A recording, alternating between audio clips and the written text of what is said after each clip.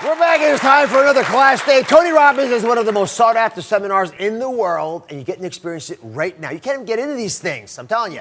So we picked students to be here today for this class because they've always wanted to come to one of your events, but it's hard. You gotta have time to go. You gotta be able to go a distance because they're not always your local time, right? And you gotta get tickets, which is hard to do. And it's 50 hours. It's 50 hours. 5 minutes. So It's total immersion. he's known for making lasting change. And I'm gonna ask you if you can combine 50 hours worth of wisdom into 5 or so minutes. So take it away. All right. So I've heard a little bit, but just tell me for real fast, what if there's one concern you have, what is it for you?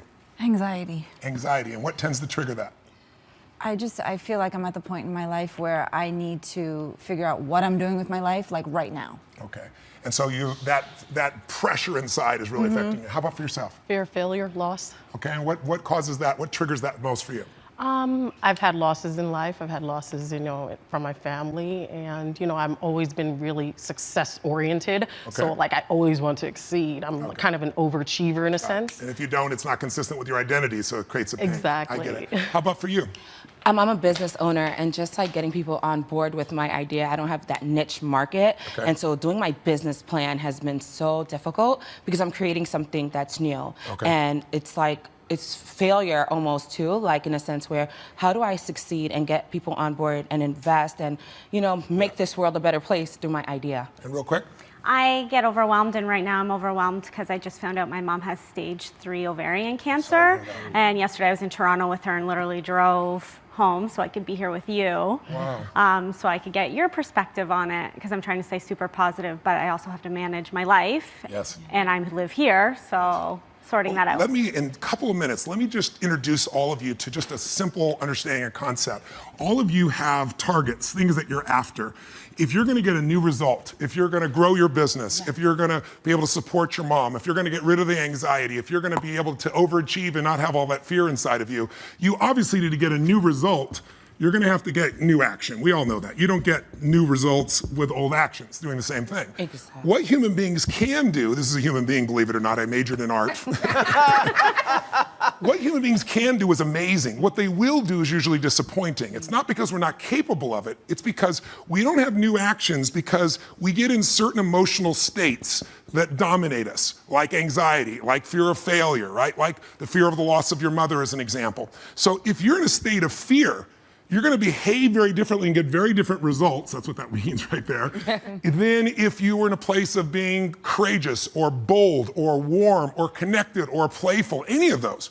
So the most important key to changing your life in any situation is to change results, you gotta change behavior, but to change behavior, you gotta change the emotional state you're in. Now, how do you do that when you don't feel like it, right? Or it feels overwhelming? There are 2 ways, and I've done this with the greatest athletes in the world, I've done this with 4 different presidents of the United States, I've done it with billionaire clients.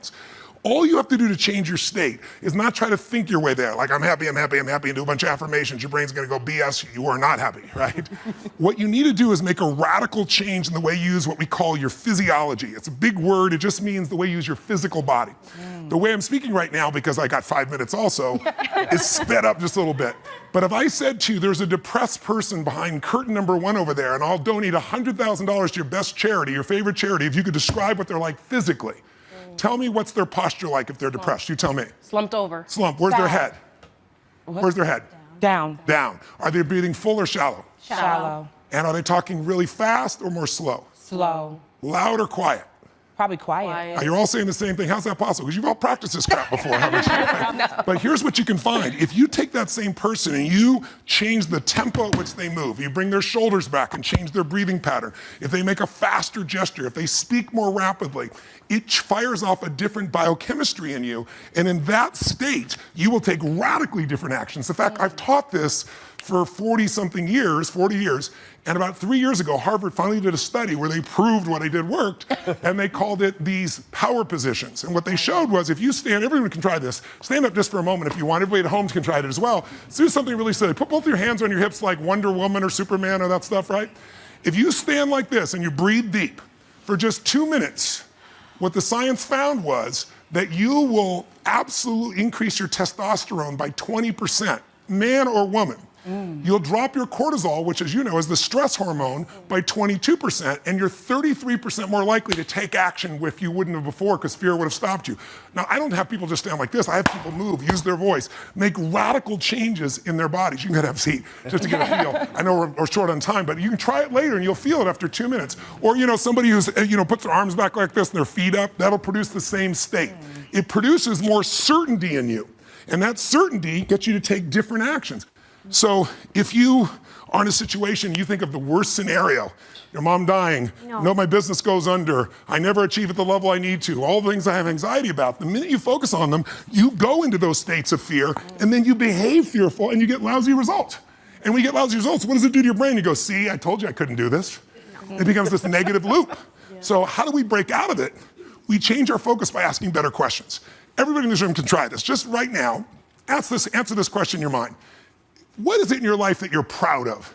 If there's something you could feel really proud of right now by focusing on it, your children, yourself, something you accomplished, you did, how many can think of something you could feel proud of? And I don't mean fake pride, ego pride, like where you're making things up. I mean, well, you really did something you're proud of. Good. Right now, close your eyes and focus on how it feels when you're really proud. Focus on that moment you're proud of. How do you breathe when you feel really proud? And if you're a little kid, what happens to your face when you're really proud? You don't hide it, right? There's that big smile on your face. Raise your hand if you can feel these feelings right now. Everyone here, just say aye if you got it. Aye. Awesome. Try one more real fast. Think of something that you could be really grateful for or excited. Pick either one. Something you could be grateful for, a person, a moment, or something if you wanted to that you could be excited about. Let's use excited for a moment. Okay. How many could think of something in your life that if you focused on it, you could feel excited? All right? Close your eyes. And just for a moment, all we're doing is changing your focus. Focus on what could excite you. Feel like it's really happening. Your mom's healing, you break through in the business, you're achieving the level you want. Anxiety is rid from my life. I'm on charge, I'm on top of it. How do you breathe when you feel really excited? And then try this. When you're a little kid, you probably made noises, the hell of it, until people told you not to. Make a noise of excitement, a sound of excitement. Go ahead in your bodies, all of you. Do it again. One more.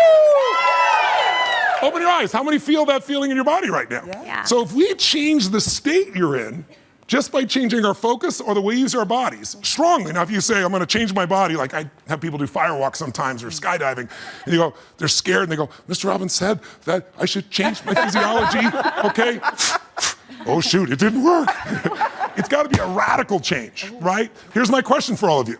If you focus on what you want, life has probabilities. There's no guarantees, but you increase them when you change your state. And that's really what this is all about. Learning to change your body and learning to change your focus. And I'm gonna invite all 4 of you to seminars to experience this for 4 days. Be sure to subscribe to my channel so you don't miss anything. And remember to check back often to see what's new.